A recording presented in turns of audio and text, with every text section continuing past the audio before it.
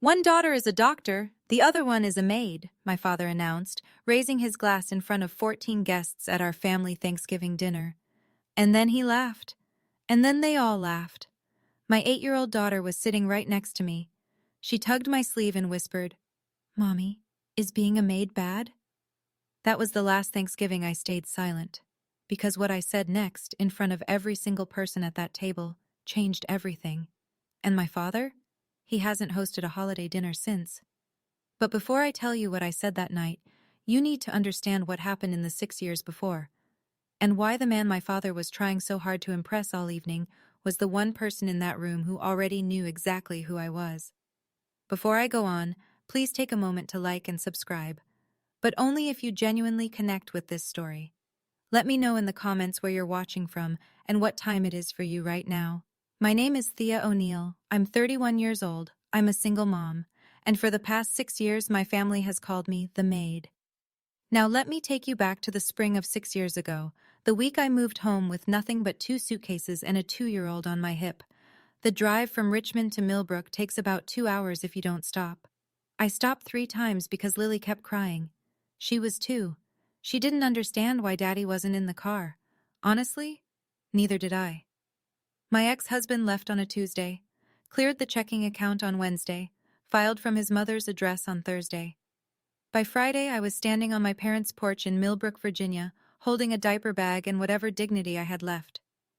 My father opened the door. He looked at the suitcases, then at me, then at Lily. "The cottage out back is empty," he said. "This is temporary. Don't turn it into a habit." No hug, no, "Are you okay?" Just terms. The cottage was 300 square feet. 1 bedroom, a kitchenette, a bathroom with a shower that ran cold after 4 minutes. But it sat on my parents' land, and there was no lease, no paperwork, just my father's word. At the time, I didn't think that mattered. Within a week, I was knocking on doors, cleaning houses, $15 an hour, cash, while a neighbor watched Lily.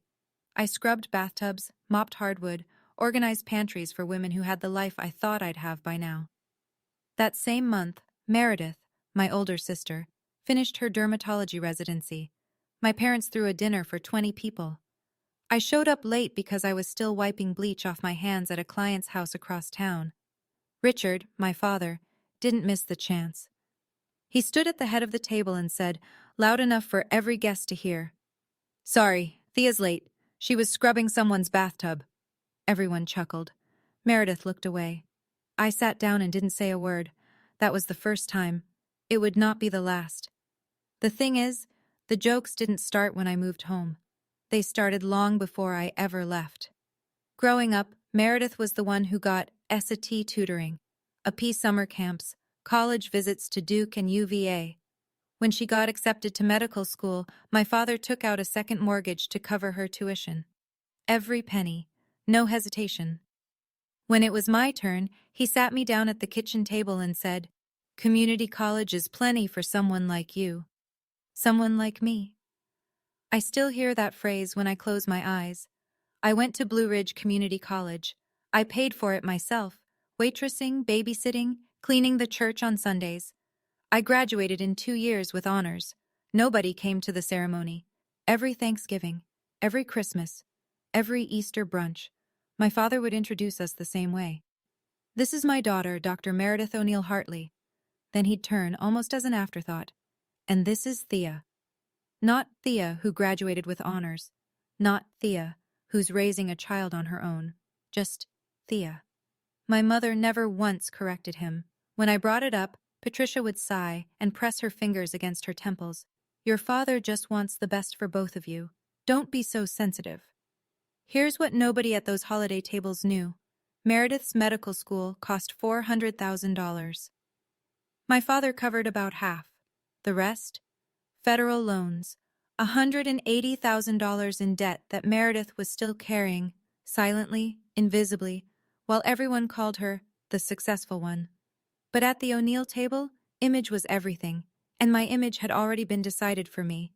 At least, that's what they thought. It happened the way most things happen when you're desperate, not with a plan, with a pattern. By my second year back in Millbrook, I'd cleaned over 60 homes, and I started to notice something. The Shenandoah Valley was full of vacation estates, big properties owned by people who lived in D.C. or Richmond and visited maybe 4 times a year. These houses needed more than cleaning. They needed managing.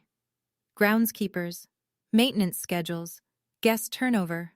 Somebody who could walk a plumber through the front door at 7 a.m. and lock up after the caterer at midnight. Nobody was doing it well. I filed for an LLC, built a website at 2 in the morning while Lily slept, named the company Magnolia Estate Services. It sounded bigger than it was, which at the time was just me and a second-hand laptop.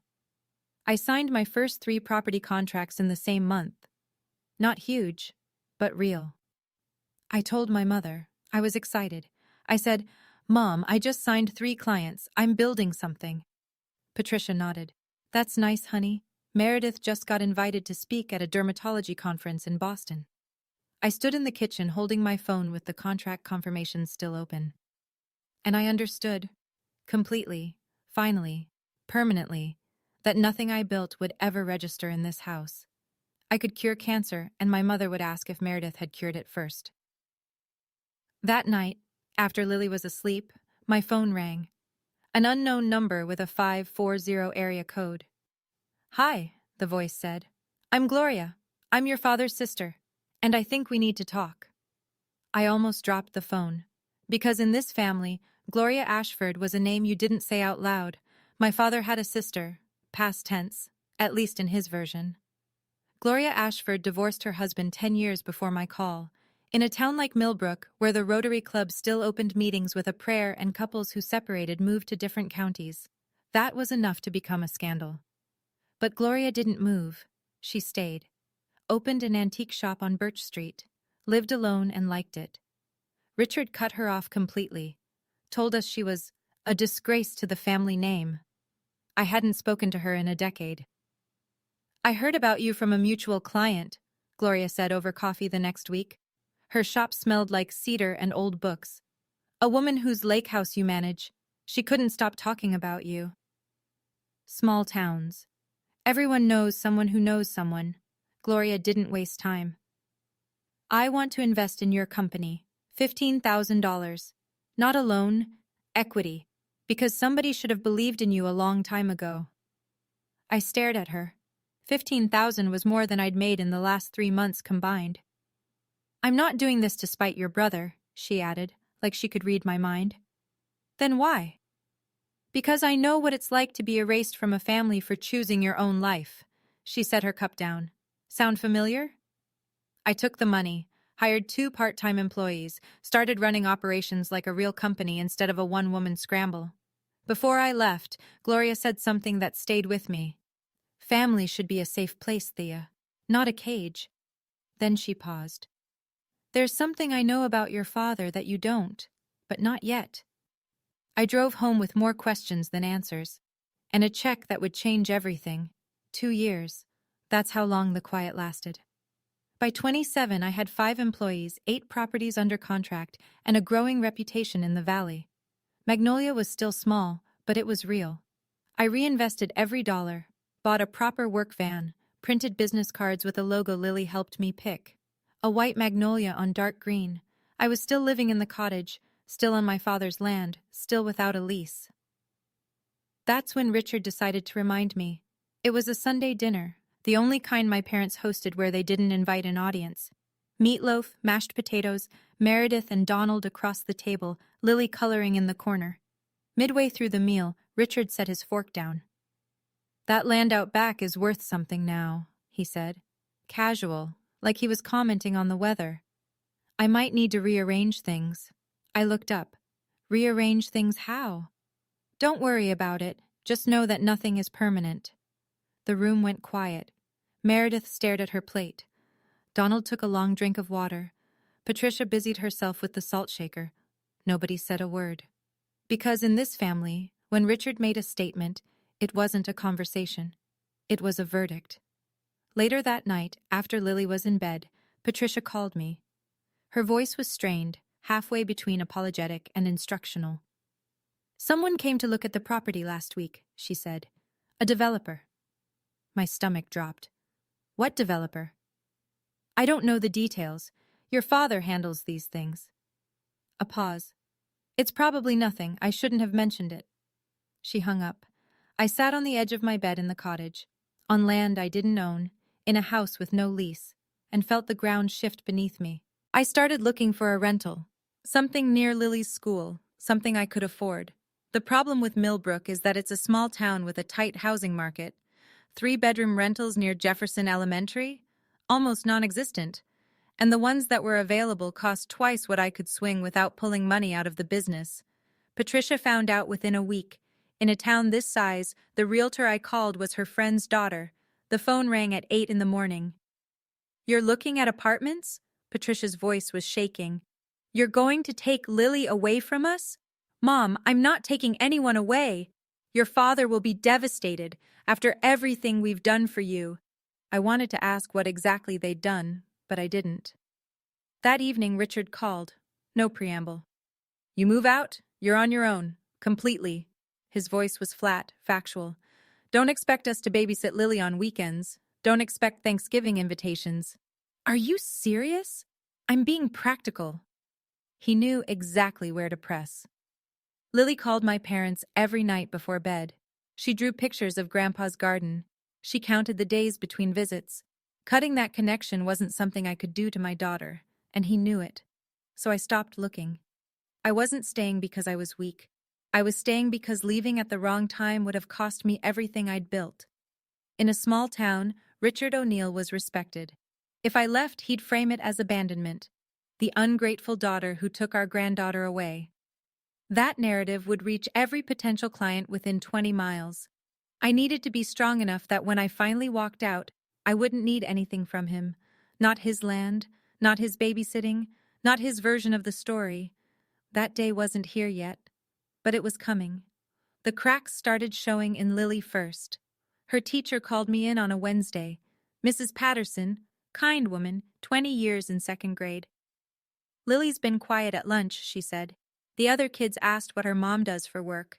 She didn't answer. She just shrugged and looked away. I sat in that tiny plastic chair and felt something inside me splinter. My daughter, 8 years old, already learning to be ashamed of me. That night, I tucked Lily in and she asked, Mommy, do you like your job? I love my job, baby. Then why does Grandpa always say it funny? I kissed her forehead and turned off the light. Then I went to the kitchen, sat at the table, and stared at the wall for an hour. This wasn't about me anymore. Richard's jokes, his little performance at every holiday, they were seeping into my daughter's bones. She was 8, and she was already learning that her mother wasn't worth being proud of. That same week, an opportunity landed in my inbox. A new luxury development in the valley. 12 vacation homes, full-service management contract. The owner was looking for a single firm to handle everything. Annual value, $340,000. Enough to double my revenue. Enough to hire a full team. Enough to leave the cottage for good. I called Gloria, told her about the opportunity and about Lily. She was quiet for a moment. Then, fear is a landlord too, Thea, and the rent keeps going up. That night, I picked up the phone and dialed the developer. 2 rings. A voice answered. Steady, professional, unhurried. Frank Calloway, Calloway Development. What can I do for you? I took a breath, and I pitched. Frank Calloway didn't say yes on the first call. He said, send me your portfolio. So I did. Every property photo, every client reference, every maintenance report I'd ever filed. I formatted it like a woman who had something to prove, because I did. 3 days later, Frank called back. I asked around, he said. 3 different property owners in the valley told me the same thing. If you want it done right, you call Magnolia. We met at his office in Staunton the following Monday. I wore the one blazer I owned, the one that still smelled faintly of dry cleaning chemicals because I'd only had it cleaned once. Frank shook my hand, looked me in the eye, and said, You're the real deal, Thea.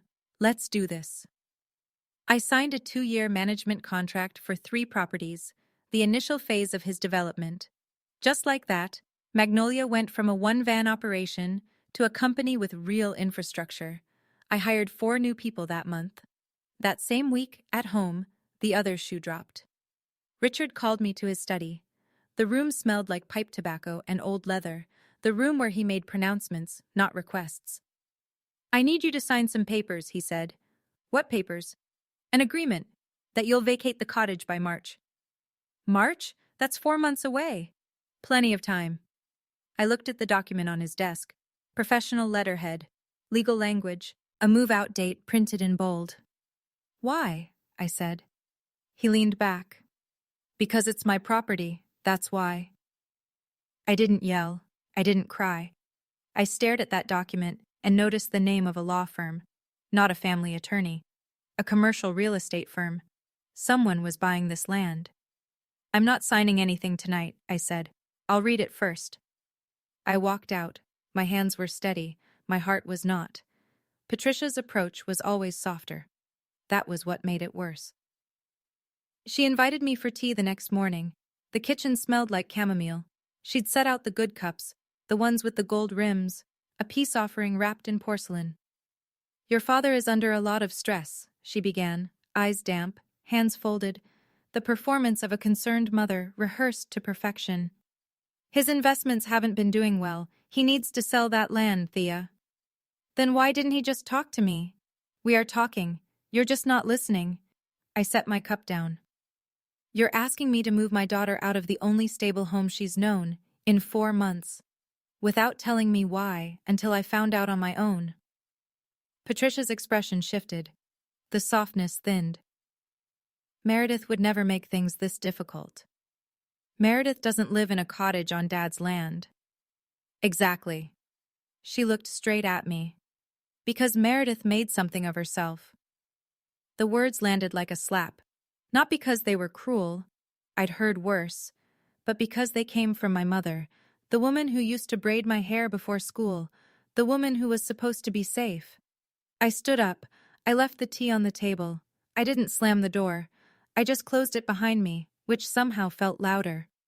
That night, sitting on the cottage porch while Lily slept, my phone buzzed.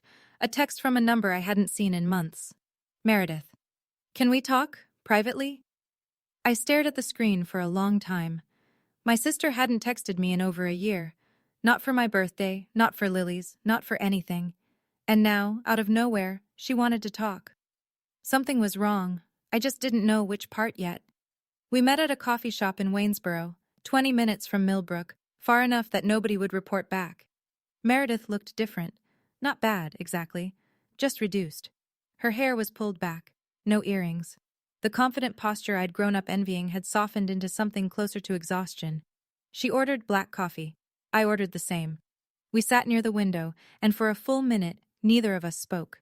Then she said it. "Donald wants a divorce." I blinked. "Since when?" "Since July. We've been pretending for 4 months." "Why are you telling me?" She looked at her cup. "Because you're the only person in this family who knows what it's like to start over." I didn't expect that to hit as hard as it did. Meredith, the golden daughter, the one whose name opened every toast, was sitting across from me in a coffee shop asking me how to survive. Another silence, then quieter. "I know they treat you differently. I never said anything.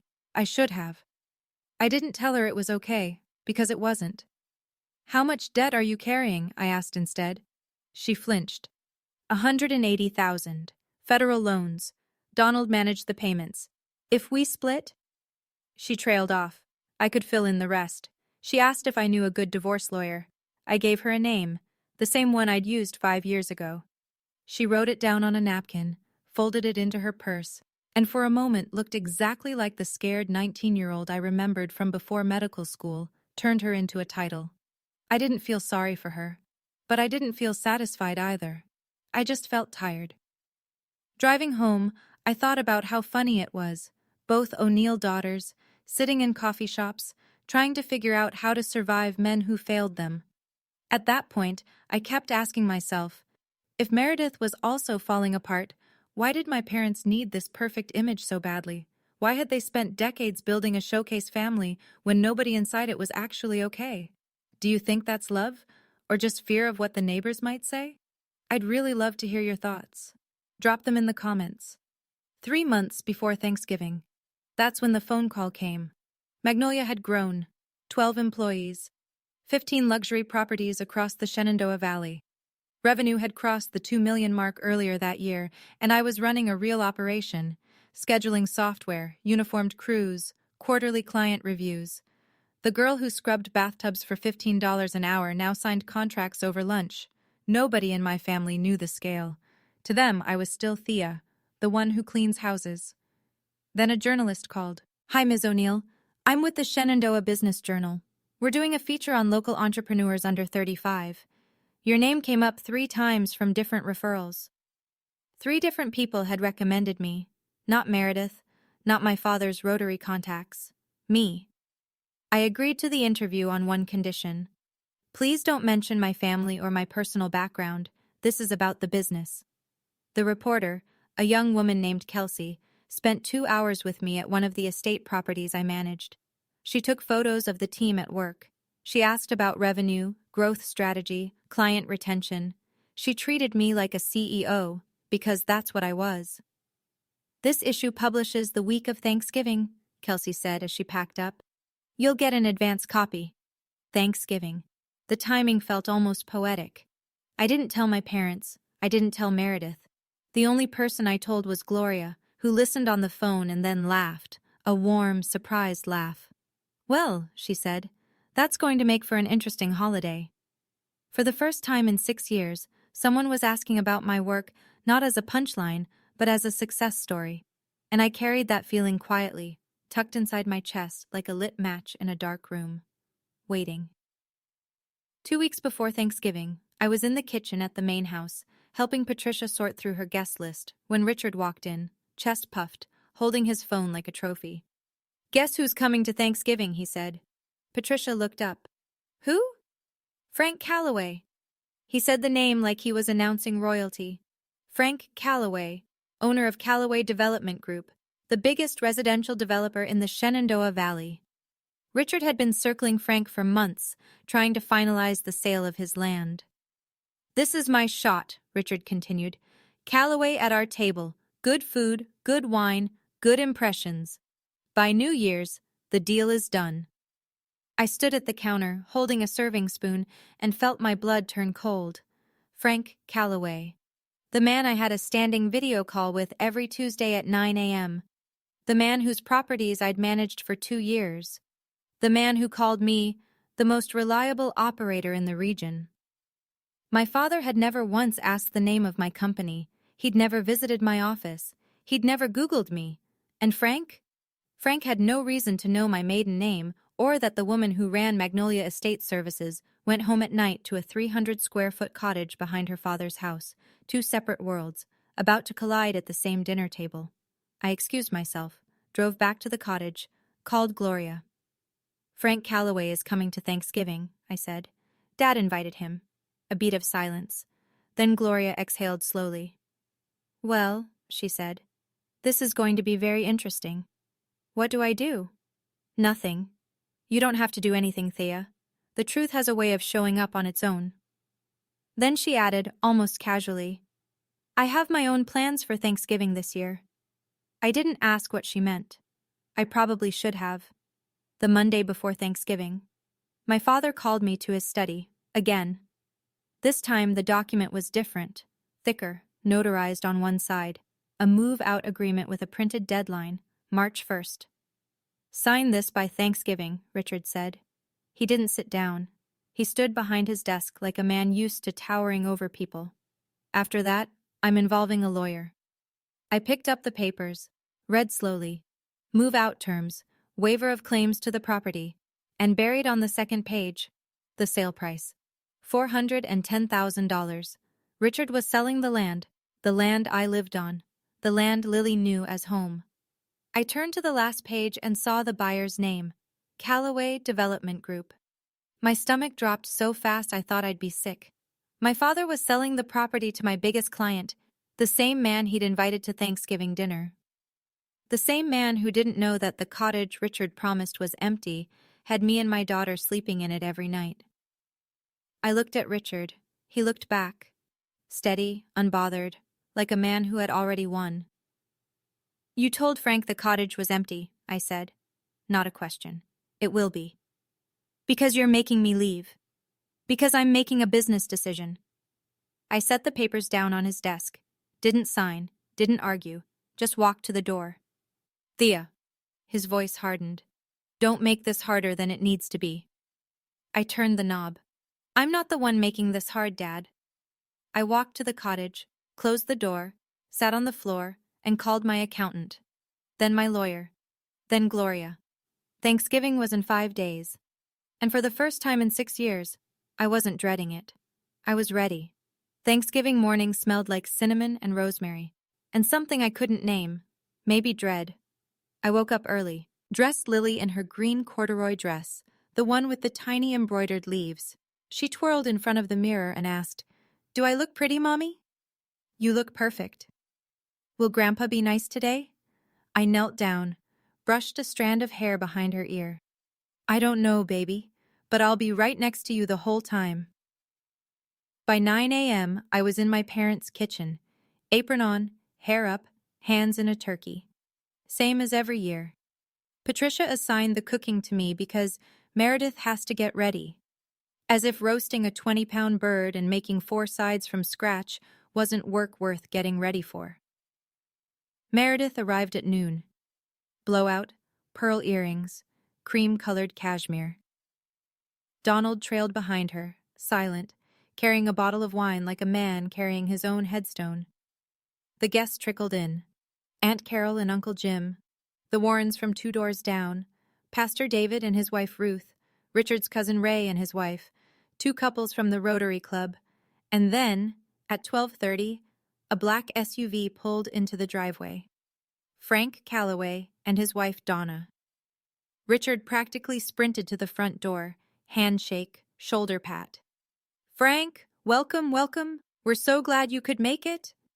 Frank walked in, polite, composed. He scanned the room. Then he saw me, standing in the kitchen doorway, apron on, hair pulled back, sweat at my temples from 3 hours of cooking. Patricia swooped in. "Oh, that's Thea, our younger daughter. She helps around the house." Frank nodded politely. A flicker of something crossed his face, recognition, maybe, but it passed. He moved on to the living room, and Richard led him out the back door to tour the land. My land. Dinner started at 2 o'clock. 14 people around a table set with Patricia's best china, the white plates with the blue border that only came out on holidays, candles lit, napkins folded, everything arranged to look like a family that had it all figured out. Richard stood at the head of the table, tapped his glass with a fork. "I want to give thanks," he said, his voice carrying that Sunday sermon warmth he put on for company. "For this family, for this home, and especially for my Meredith, Dr. Meredith O'Neill Hartley, who makes us all so proud." Applause. Warm, automatic, like clapping at church. Meredith smiled. Tight, practiced. Beside her, Donald stared at his plate. His jaw was clenched. No one noticed. Richard wasn't done. "And of course, Thea." He paused, let the beat land, grinned. "One daughter is a doctor, the other one is a maid." He laughed, that low, self-satisfied chuckle I'd heard 100 times. A few people laughed with him, Cousin Ray, Uncle Jim, the nervous, reflexive kind of laughter that fills the space when nobody knows what else to do. Most of the table went quiet. Pastor David looked down at his napkin. Ruth pressed her lips together. Donna Calloway shifted in her seat. Frank, sitting 3 chairs to my right, didn't laugh. He looked at my father, then he looked at me. Under the table, Lily's hand found mine. Her small fingers were cold. I squeezed them. Didn't speak. Didn't react. Not yet. But I felt Frank's gaze stay on me a beat longer than it should have. Like a man trying to place a face, like a puzzle piece hovering just above the right slot. He hadn't connected it, not yet. But the evening was young. After the main course, after the turkey was carved and the sides were passed and everyone had seconds, Patricia stood up. She held her glass like a woman about to receive an award. "I just want to add my own little toast," she said, her voice honey-sweet. "To Meredith, the light of our family. We are so, so blessed." She didn't say my name. She didn't look at me. She didn't mention Lily. The table murmured approval, more clinking, more smiles aimed at Meredith, who by now looked like she wanted to disappear into the wallpaper. And then, in the silence after the glasses were set down, came a small voice. "Mommy?" Lily, sitting right next to me, her eyes wide and wet and confused. "Mommy, why does Grandpa say you're just a maid?" The table froze. Every fork stopped. Every breath held. Is being a maid bad? 8 years old, asking in front of 14 adults whether her mother's work made her less than. Patricia recovered first. "Lily, honey, Grandpa was just being funny." Lily looked at her grandmother. But nobody laughed. Silence. The kind that has weight. I looked at my daughter, this small, brave, honest person who had just said out loud what no adult at this table had the courage to say. I looked at Frank Calloway, who was watching with something I couldn't quite read. I looked at my father, still standing at the head of the table, glass in hand, smile fading, and something inside me, something that had been bent and stretched and stepped on for 6 years, for 20 years, for my whole life. Finally, quietly, broke. Not broke apart. Broke free. I set my napkin on the table, pushed my chair back, and stood up. The chair scraped against the hardwood. Every head turned. I looked at my daughter first. Then I spoke. "Lily, being a maid is not bad. Any honest work is good work." My voice was level, calm, the way I talk to clients, not the way I used to talk to my father. "But since Grandpa brought it up, let me tell you what Mommy actually does." Richard's smile vanished. "Thea, sit down. This isn't the time." "You made it the time, Dad?" I didn't raise my voice. Didn't need to. "You stood up in front of 14 people and defined me. Now I get to define myself." The room was airless. Patricia's hand went to her throat. Meredith's eyes went wide. "I started by cleaning houses," I said, looking at Lily but speaking to every person at that table. That's true. I'm not ashamed of that. But I didn't stop there. I let one beat of silence pass. I built a company. It's called Magnolia Estate Services. I manage 15 luxury properties across the Shenandoah Valley. I have 12 full-time employees, and last year my revenue was $2.3 million. Nothing. No sound. No movement. Just 14 people recalculating everything they thought they knew about me. Richard's face. I'll never forget it. The color drained from his cheeks like someone had pulled a plug. His mouth opened, closed, opened again. "Patricia." "Thea, why are you making a scene?" "I'm not making a scene, Mom. I'm finishing Dad's toast." Then from the far end of the table, I heard a glass being set down. Slowly, deliberately. Frank Calloway was staring at me, not with surprise, with recognition, the kind that comes when the last tumbler in a lock finally clicks. "Wait," he said. Frank stood, not fast, not dramatic, the way a man stands when something important needs to be said, and he's not the type to shout. "Thea O'Neill," he said, "you're the owner of Magnolia Estate Services." Every eye in the room moved between us. "Yes, Mr. Calloway." Frank turned to my father. His expression had shifted, polite confusion giving way to something harder. "Richard, you didn't tell me your daughter runs Magnolia." My father's mouth moved, but nothing came out. "She's been managing my entire Shenandoah portfolio for 2 years. 3 properties. Full-service contracts." Frank's voice was even, factual, the way someone speaks when they're choosing their words carefully because the wrong ones would cause damage. "She's one of the best operators in the region." Richard gripped the back of his chair. I didn't know." "You didn't know." Frank repeated it flatly, not a question, a verdict. "Richard, last Tuesday you told me your younger one was between jobs." The room inhaled. Between jobs. Uncle Jim repeated it under his breath. Aunt Carol covered her mouth. Pastor David closed his eyes. Patricia tried to save it. "We always knew Thea was hardworking." Frank didn't look at her. He was still looking at Richard, and Richard was looking at the tablecloth like he could disappear into it. "You invited me into your home," Frank said quietly. "You introduced your daughter as the maid, And the whole time, she's the person I trust with a portfolio worth more than this entire street. Nobody moved. Nobody spoke. I didn't feel triumphant. I felt something stranger, like watching a wall come down and realizing I'd been standing behind it my entire life. Lily tugged my hand. I looked down. "Mommy?" she whispered. "Is that the man from your Tuesday calls?" I almost laughed. "Yes, baby, that's him." The doorbell rang. The timing was so precise it almost felt staged. But it wasn't. Gloria had always had a sense for dramatic entrances, probably the one thing she and Richard had in common. Patricia opened the door. Her face went white. Gloria Ashford stood on the porch in a navy coat, holding a bottle of wine in one hand and a magazine in the other. Her silver hair was pinned back, and she smiled the way a woman smiles when she's been waiting 10 years for this exact moment. "What are you doing here?" Richard's voice cracked. "You weren't invited." "I know." Gloria stepped inside. Her eyes swept the room, the frozen guests, the scattered silverware, the 14 faces that looked like they'd collectively forgotten how to breathe. "But I brought something for my niece." She walked past Patricia, past Richard, straight to the table. She laid the Shenandoah Business Journal flat on the white tablecloth, right between the cranberry sauce and the gravy boat. Then she opened it to the feature spread, a full page with a photograph of me standing in front of a stone estate, arms crossed, Magnolia logo on the van behind me. The headline, "Magnolia Estate Services, How a Single Mom Built a $2.3 million Business from Scratch." The magazine went hand to hand. Aunt Carol, Pastor David, Ruth, Donna Calloway, who read it twice. Ray's wife held it up to the light like she was inspecting a diamond. Richard stood at the head of the table and watched his carefully constructed evening disintegrate.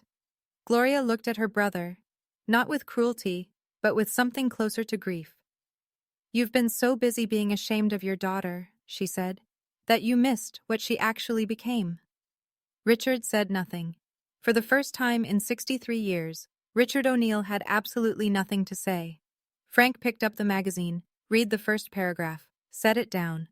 Then he turned to Richard with the expression of a man who's just had a contract renegotiated without his consent.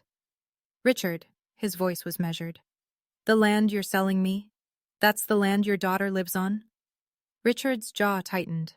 "That's a separate matter." "Is your daughter being displaced because of our deal?" Silence again. But this silence had teeth. I spoke. Not loudly, not with any satisfaction, just clearly. "I saw the contract on his desk last week. He asked me to sign a move-out agreement by Thanksgiving. The sale price is $410,000, and he told you the cottage was empty." Frank sat back in his chair. He rubbed his forehead with one hand. "Richard, I don't do business this way. Frank, this is a family matter. It became my business the moment you lied to me." Frank shook his head. "You told me that cottage was vacant. I based my offer on that." The table had splintered into a dozen private reactions. Aunt Carol whispered to Jim. Pastor David's wife gripped her husband's arm. The Warrens looked like they were watching a car accident in slow motion. And then, from the quiet end of the table, Donald Hartley spoke. "I'm sorry," he said. His voice was hoarse, like he hadn't used it in weeks. "But this isn't right. None of this is right." Meredith looked at her husband. For a moment, something passed between them. Not love, not forgiveness, but maybe the ghost of why they'd chosen each other in the first place. She reached under the table and took his hand. The room was in ruins.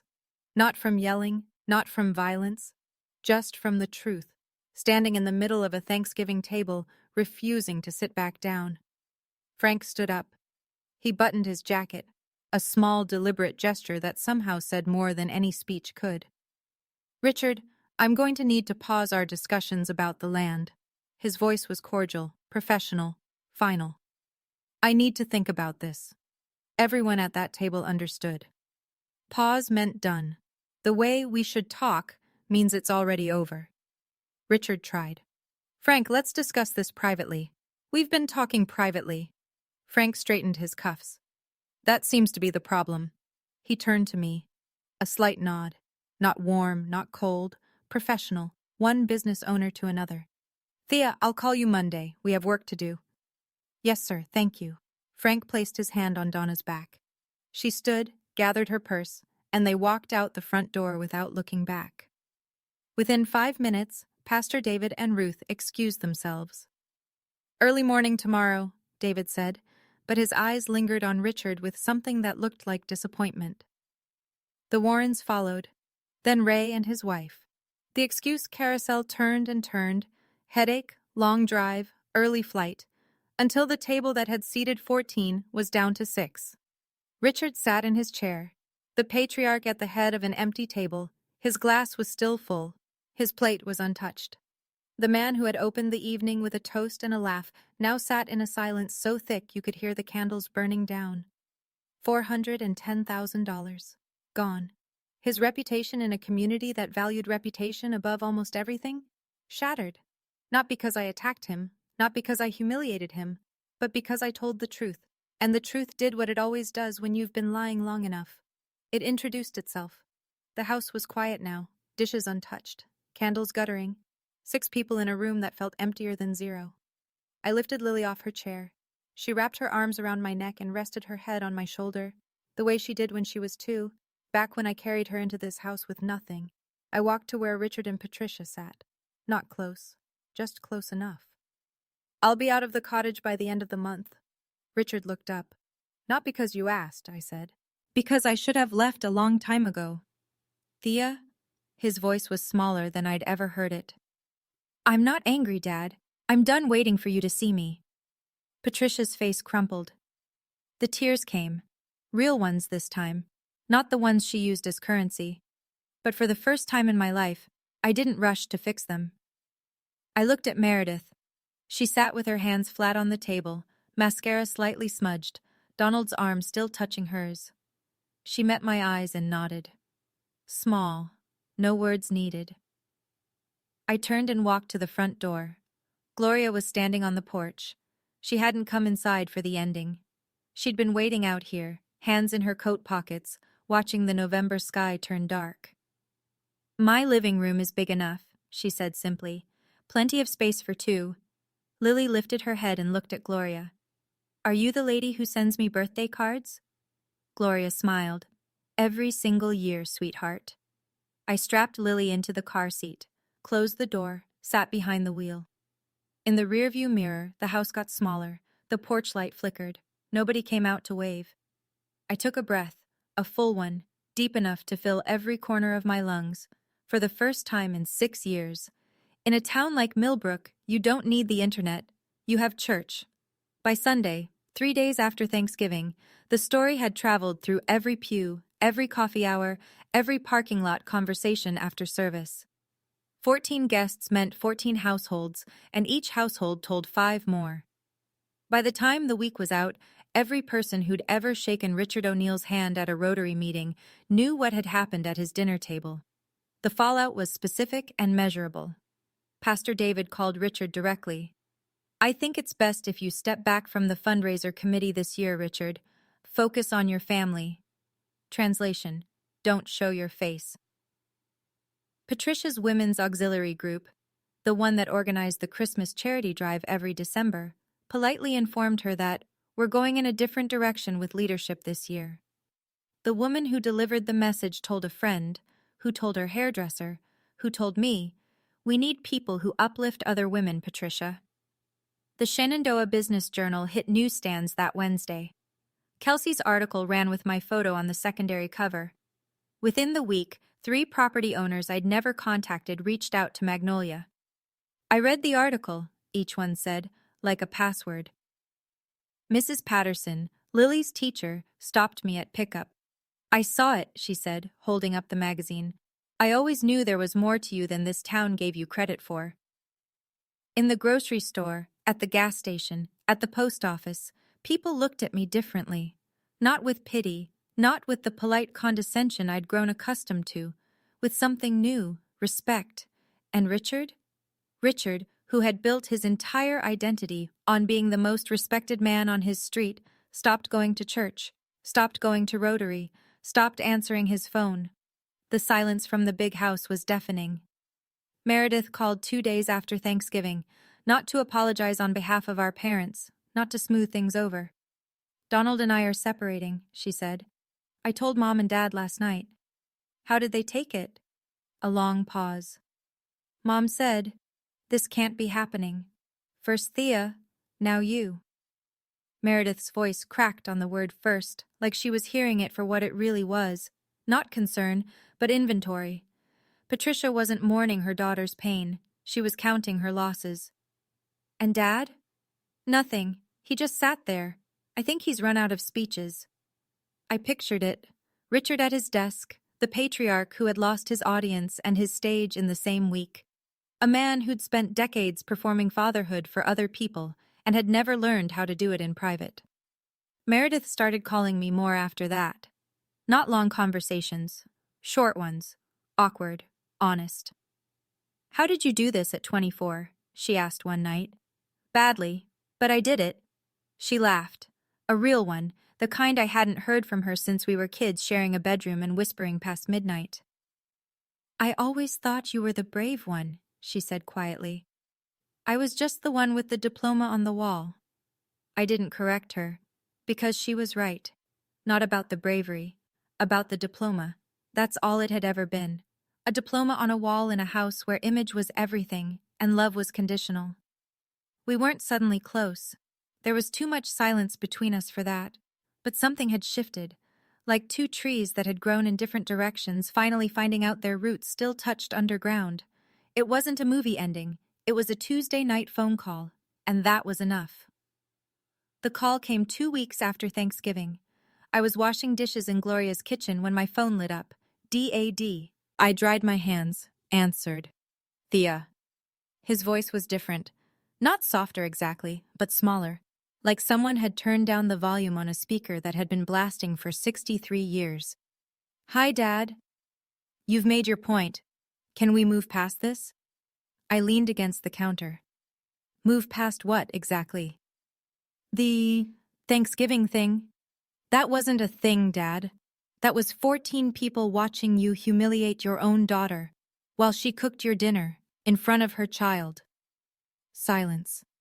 The kind that stretches so long you can hear the other person breathing. I didn't mean to... You didn't mean to get caught. There's a difference. More silence. I could hear a clock ticking on his end. The old grandfather clock in the hallway. The one that had been there since I was 4. The land deal fell through, he said. Quieter now. Frank pulled out. I know. I'm in trouble, Thea. Financially. I closed my eyes. Part of me wanted to help. The part that was his daughter. The part that remembered him teaching me to ride a bike in that driveway, holding the seat until I could balance. But I wasn't going to save a man who had spent 6 years drowning me. When you're ready to talk, really talk, I'll be here. I kept my voice steady, not cold, not warm, just clear. But I won't sit at another table where my daughter learns to be ashamed of her mother. He didn't respond. The line went dead. I stood in Gloria's kitchen for a long time, phone in hand, staring at nothing. Lily ran through the hall chasing Gloria's cat, laughing. That sound was enough. It had to be. By mid-December, the townhouse was starting to feel like home. It was a 2-bedroom rental on Maple Street. 8 minutes from Lily's school, 12 from the Magnolia office. Not fancy. Clean. Ours. The first morning, Lily padded into the kitchen in her pajamas, holding a stack of photographs. She'd cut them from the family album I'd brought. The cottage, the garden, the main house porch.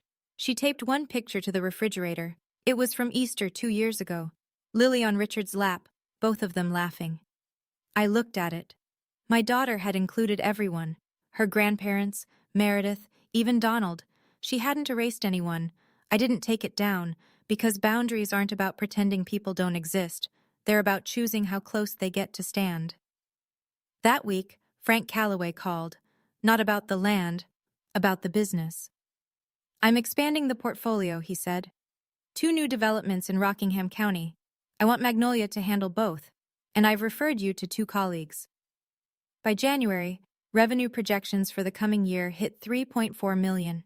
I hired 3 more people, moved from a home office to a real one, a converted storefront on Main Street, with the Magnolia logo painted on the glass. Gloria came over every Sunday. She'd bring pecan pie, sit on the living room floor with Lily, and build Lego castles that were structurally questionable but architecturally ambitious.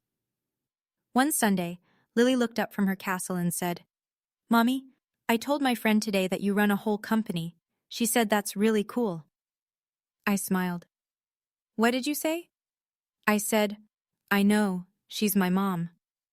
I turned to the window so Lily wouldn't see me cry, but Gloria saw, and she just nodded, the way someone nods when they've been waiting a long time for something good to finally arrive.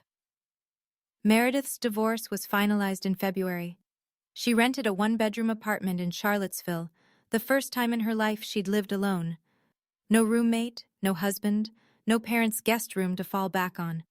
Just her, a futon, and a box of takeout menus. She called me the first night. "I'm terrified," she said. "How did you do this at 24? "Badly," I said. "Really badly. I burned rice for 6 months." She laughed. I laughed. It was the kind of laughter that only happens between people who've seen each other at their worst and decided to show up anyway. "Mom called," Meredith said after a beat. "She's upset that neither of us came home for Christmas." "That's her choice to be upset. We don't owe anyone a performance." A pause.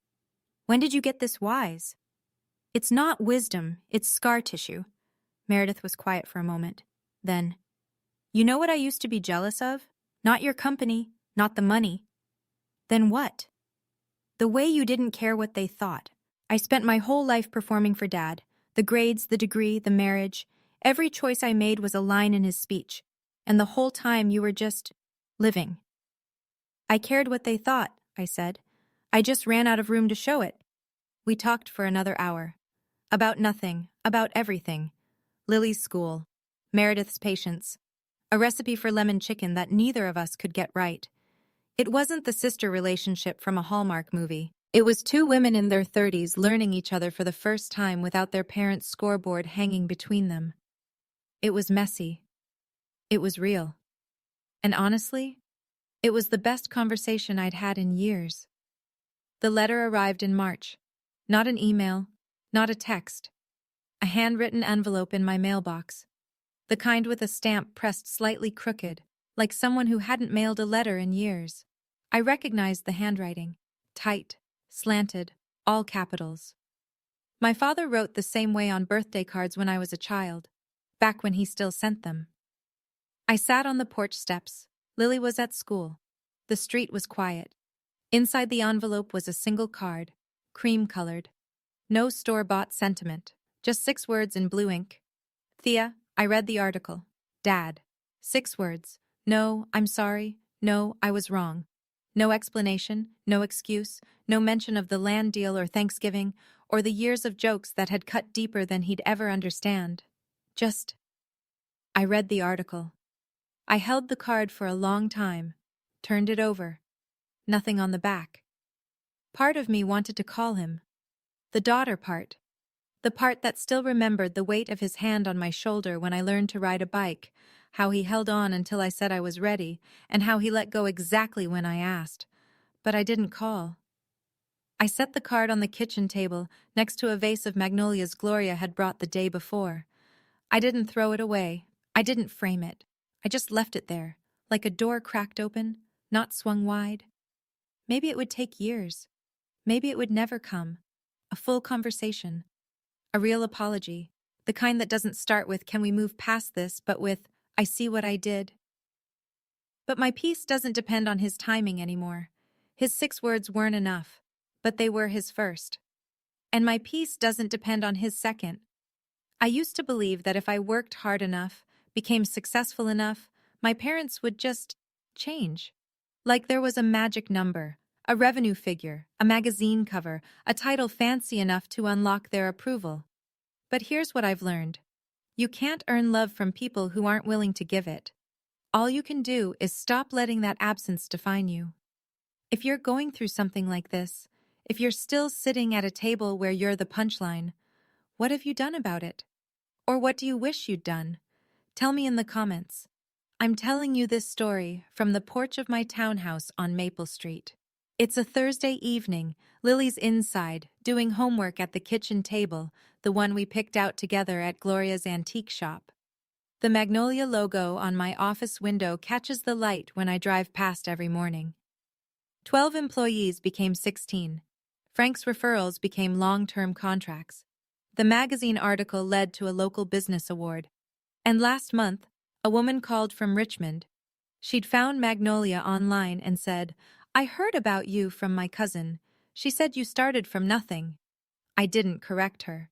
Because nothing isn't the right word. I started from a 300-square-foot cottage, a 2-year-old daughter, and a family that thought I was a punchline. That's not nothing. That's everything, just pointed in the wrong direction. I don't tell this story for revenge. I'm not interested in making my father look bad. He did that himself, in front of 14 witnesses, on a holiday meant for gratitude. I tell this story because somewhere, right now, someone is watching this at 2 in the morning, lying in bed, wondering if they're allowed to say enough. Wondering if setting a boundary with the people who raised you makes you ungrateful, or selfish, or wrong. It doesn't. Setting a boundary is not betrayal. It's the first honest thing you can do in a relationship built on silence. And if no one else has told you, your work matters. Your effort matters. You don't need a title or a toast or anyone's permission to be proud of who you are. Lily and I are eating ice cream on the porch steps. The sun is going down. She's got chocolate on her chin and she's laughing at absolutely nothing. This is what freedom sounds like. If this story meant something to you, hit like and share it.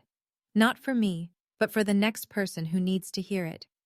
Subscribe if you want more stories like this, from real people who stood up when staying quiet would have been easier. And if you haven't watched the last video, the link's right there in the description. I think you'll connect with that one too. Thank you for being here with me tonight. Take care of yourselves. And take care of each other.